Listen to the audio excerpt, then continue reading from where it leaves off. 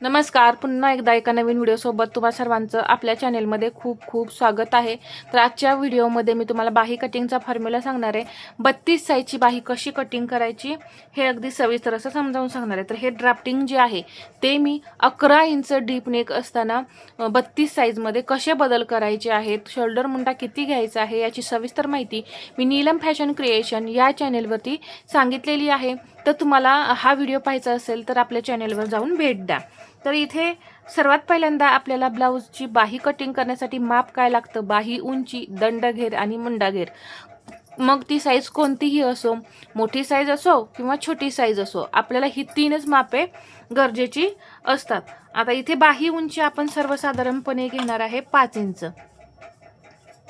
बाही उंची 5 इंच, दंडघेर घेणार आहे मी 5.5 इंच आणि इथं मुंडाघेर जो आहे तो आता आपण पाहणार आहे.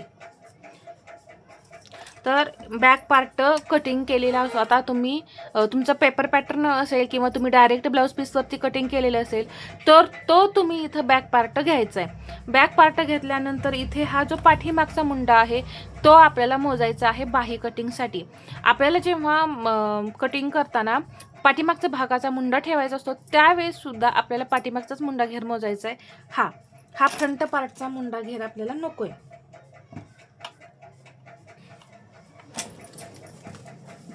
तर कधीही बाहीला किंवा तुम्ही मुंडा तुम्ही ब्लाऊजमध्ये ड्रॉ करता त्यावेळेस पाठीमागचा मुंडा घेर मोजायचा आहे. तर इथे या पद्धतीने हा आपला मुंडा आहे पाठीमागचा.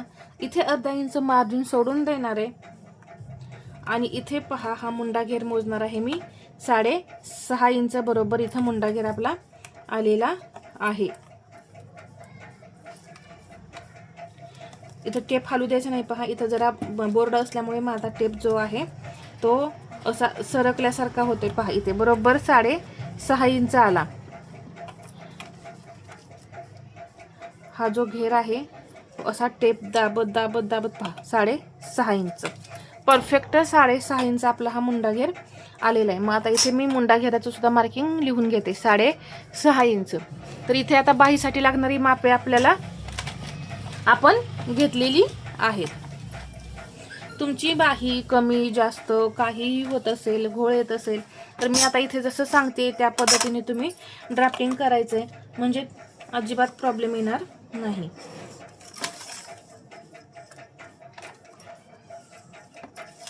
बाहीची उंची जसं की मी सांगितलं 5 इंच घेणार आहे. तर त्यामध्ये मी 1 इंच प्लस केलं, 6 इंचावरती मार्किंग करून घेतलं. अजून एकदा असंच मी 6 इंचावरती मार्किंग करून घेणार आहे आणि हे उंचीचं मार्किंग झालेलं आहे.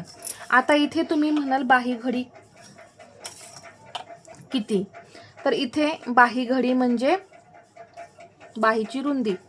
तर इथे बाही घडी आपल्या बाहीच्या मुंडा घेरावरती अवलंबून असते. बाही घडी किंवा बाही रुंदी ही जी आहे ही किती येते हे लास्ट पूर्ण आपलं बाही कटिंग झाल्यानंतर, पूर्ण ड्राफ्टिंग झाल्यानंतर समजणार आहे तुम्हाला बाही किती येणार आहे.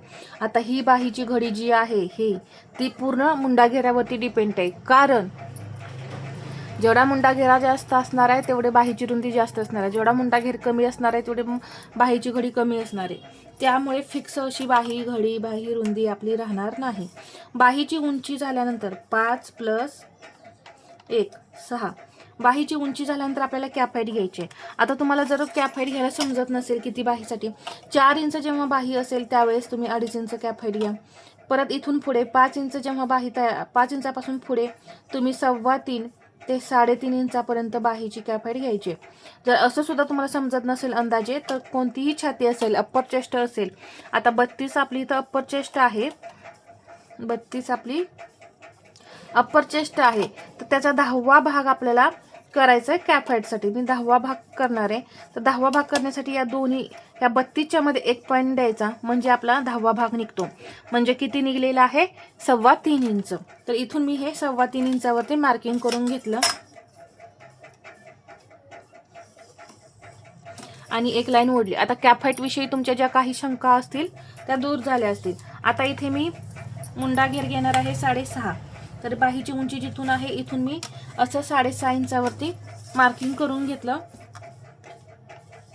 इथे तिरकी लाईन ओढून घेतली ही जी लाईन आहे याचे मी समसमान 4 भाग करणार आहे. हे 2 भाग, हे 2 भाग झाल्यानंतर ह्या दोन्ही भागाचा सेंटर, परत या दोन्ही भागाचा असा सेंटर, असे समसमान आपल्याला 4 भाग तयार करून घ्यायचे आहेत. आता इथे मी घेणार आहे हे 1 इंच, फक्त 1 इंच. हा टोटल मुंडा घेर जो आहे तो आपण घेतलेला आहे 6.5 इंच, हे लक्षात घ्या. इथे मी सुद्धा आणखीन ड्राफ्ट करून दाखवते. इथे हे पूर्ण कॅपसाईट घेतलेली आहे आपण 3.25 इंच. मग मी जिथे जिथे काय काय घेतलेले आहेत ते पॉईंट सांगते. फक्त हे आता समसमान 4 भाग करायचे, हे एवढं लक्षात ठेवा. अर्धा इंच आणि इथे सुद्धा अर्धा इंच हे पॉईंट आपल्याला घ्यायचे आहेत. म्हणजे आतल्या आत असे आकार तयार होतात, तसे बाहेरून आकार तयार होत नाहीत आणि आपली परफेक्ट आकार जे आहेत ते तयार होतात. आता या 1 इंचापासून इथे हा पहिला पॉईंट आहे, इथे परत सेंटरवरून हा खालचा पॉईंट आणि पहा या पद्धतीने हा झाला आपला बाहीचा पुढचा आकार, पानाचा आकार, फिशचा आकार किंवा खोल खड्डा, कोणीही काहीही म्हणत असेल ते आपलं या इथे तयार झालेलं आहे. आता पाठीमागचा आकार द्यायचा, म्हणजे बाही जी आहे ती आपली पाठीमागच्या भागाला जोडली जाते, तिथला आकार द्यायचा आहे.